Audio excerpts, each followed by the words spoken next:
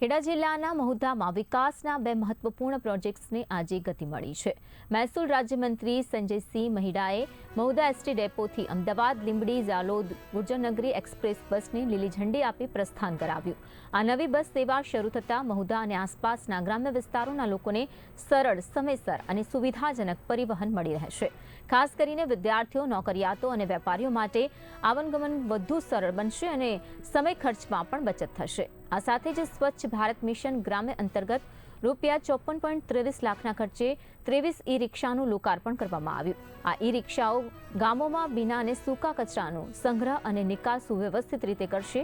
જેને કારણે સ્વચ્છતા વધશે અને રોગચાળો ઘટશે। અમારા વૃદ્ધ અને મક્કમ મુખ્યમંત્રી શ્રી ભૂપેન્દ્રભાઈ પટેલ સાહેબ અને નાયબ મુખ્યમંત્રી શ્રી હર્ષ સંઘવી સાહેબના નેતૃત્વ હેઠળ આજે રાજ્ય પરિવહન મંત્રી તરીકે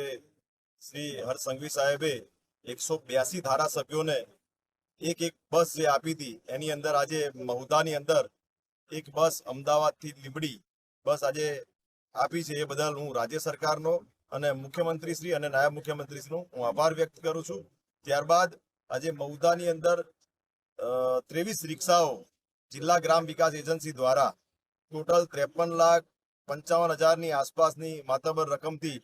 ગામે ગામ સ્વચ્છતા અભિયાનનો જે યશસ્વી વડાપ્રધાન નરેન્દ્રભાઈ મોદી સાહેબના નેતૃત્વ હેઠળ અને જે વિઝન છે મોદી સાહેબનું કે આપણું ગુજરાત સ્વચ્છ ગુજરાત એ ફાળાથી આજે ગામે ગામ ઈ રિક્ષાનું લોકાર્પણ કરવામાં આવ્યું છે અને એ ઈ રિક્ષા દરેક ગામની અંદર 23 ગામોની અંદર આજે અહીંયાથી સૌ કાર્યકર્તા, મારા સંગઠનના પ્રમુખ, મહામંત્રીશ્રીઓ અને સૌ વડીલો અને સૌ કાર્યકર્તા અને તાલુકા પંચાયત પ્રમુખ, ટીડીઓ શ્રી, મામલતદાર શ્રી તેમજ સમગ્ર તાલુકો આજે અહીંયા હાજર રહી અને યશસ્વી વડાપ્રધાન નરેન્દ્રભાઈ મોદી સાહેબના